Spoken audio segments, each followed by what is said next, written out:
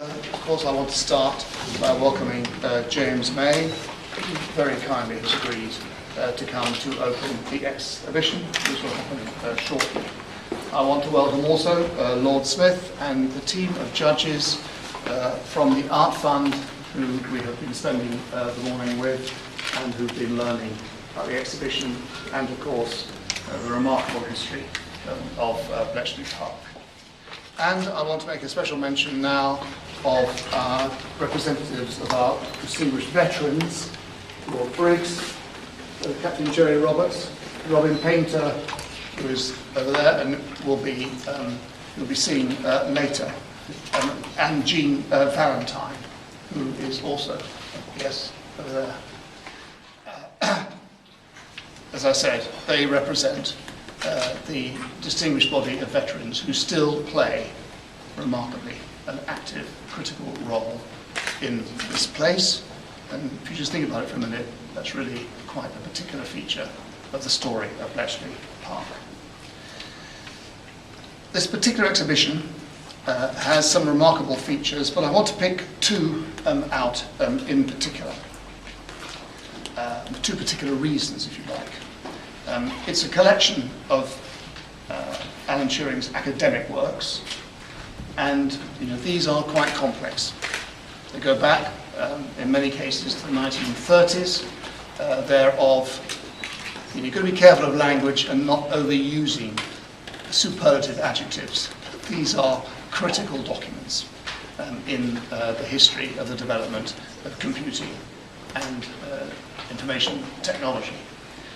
And they're quite difficult to explain, and we have sought, and I think with success, to present them in a way and with summaries and explanations attached to them which allow you quite quickly to take in what it is that they represent. And they're here, this is the second point, along with personal artifacts which demonstrate Alan Turing, the man, the scholar, the sportsman, and the individual. I think it's worth saying too something about how this came about. And I've been asked by our Director of Museum Operations, Kelsey Griffin, not to mention her or to highlight her role here, but I'm going to, very unusually, completely ignore that and just tell a little story, which goes back to the 12th of November 2010, when Kelsey spotted that the collection of documents and papers was due to be auctioned in 11 days' time at Christie's. And the guide price for the sale was $300,000 to $500,000, so it was clear straight away that this was prohibitively beyond the resources of Bletchley Park to bid. And so there was a sort of, she let out what would have been once upon a time just a sort of slight gasp of despair and frustration about this, but of course now, thanks to information technology, you don't have to just gasp, you can tweet. And she tweeted that if only the Trust could afford to buy these for the museum and its visitors. That tweet was picked up by an enthusiastic supporter of the Trust, Gareth Halfacree, who is not here today, who immediately launched a campaign over a number of days, which raised over £28,000, £28,500 to be exact.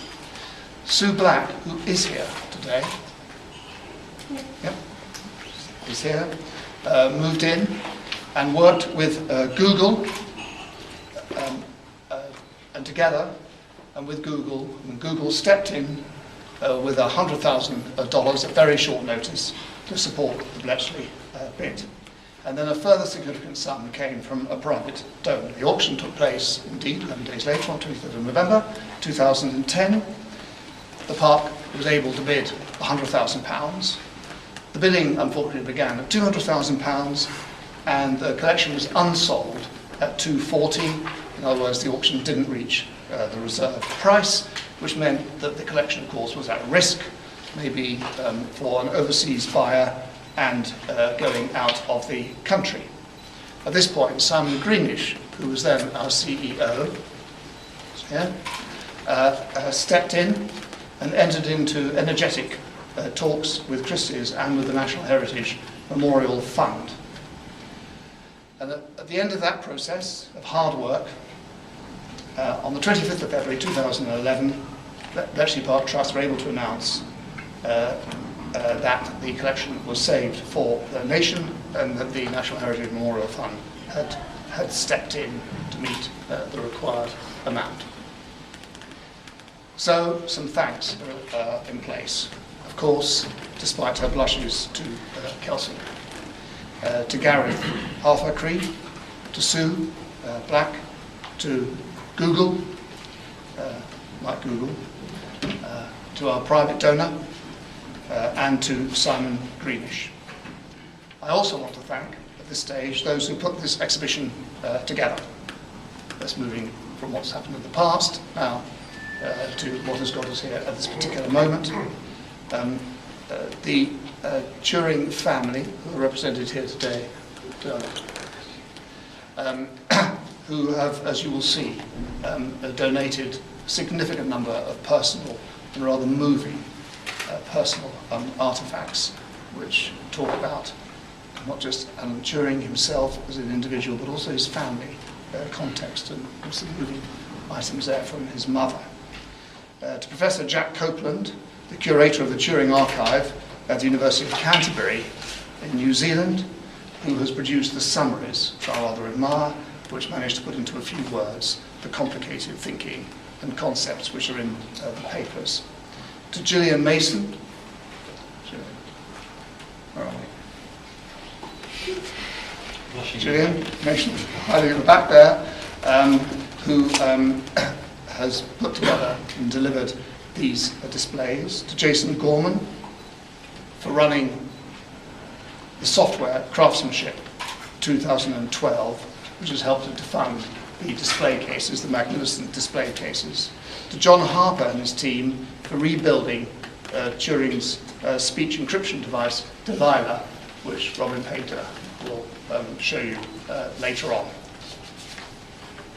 So those are the key thanks. I'm sure there are other people I should be thanking, and I haven't done so. Those are the key thanks I want to make. You can see the effort that has gone into this over the last nearly 1.5 years. It's enough now from me, but I want to hand over to a rather more interesting presenter, Captain Jerry Roberts, one of our veterans who worked as a codebreaker here in the Second World War, and who will give you some insight into his personal reflections at that time. And the last time I saw him do that, by the way, was when Her Majesty the Queen visited us last July to unveil the memorial outside, and she was held enthralled by Jerry Roberts' account of his experiences all those years ago. Thank you very much.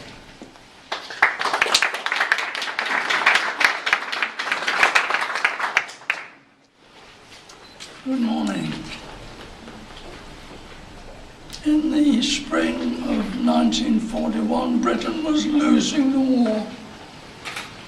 The German U-boats, wolf packs, were sinking the ships bringing in food and war materials to Britain, left, right and centre. A friend of mine, Sandy Ormerod, was in the SAS, and he told me of a crossing he made in early 41. He was a brave man. He was in the SAS, but his face darkened as he told me about it.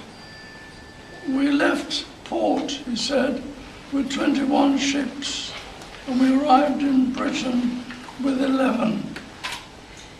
They sank 10 of our ships. And of course, we didn't know where the wolf packs were out there waiting, lurking.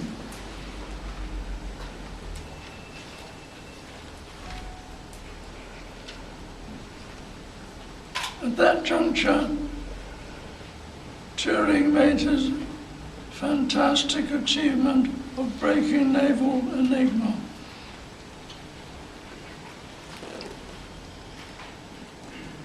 Britain, without that, would have entered a massive dark age of what 20 years, 30 years, who knows? At that juncture, there was no other salvation for Britain. There was nothing else that could have saved Britain, and of course, Europe at the same time.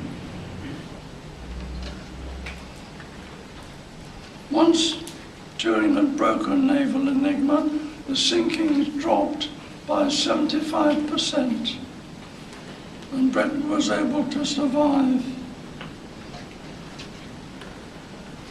I worked, when I was at Bletchley, on the other major cipher system, Turing. This was used for top-level communications between a handful of generals in army headquarters in Berlin, including Keitel, the head of the whole German army, and von Jodl, the chief of staff, and his number two, Varlemont. And we broke an awful lot of messages signed by these people. And another, Adolf Hitler. We were breaking messages sent by Hitler as well.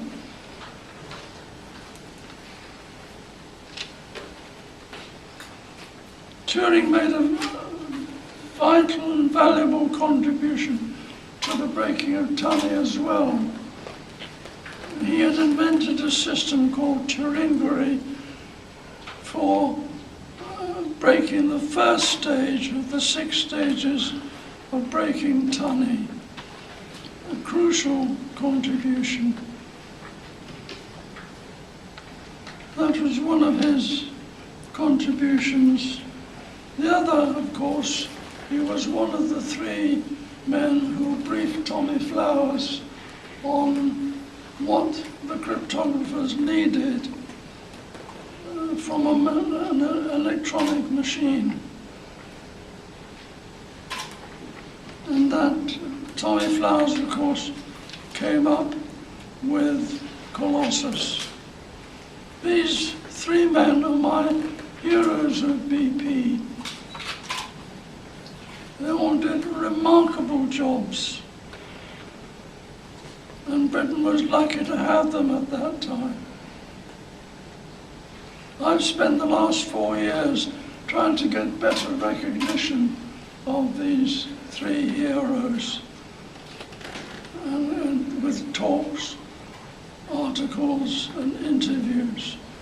They richly deserve it, particularly Turing, who in my book saved the nation. And he deserves the highest recognition. I'm delighted to make my contribution today. Thank you.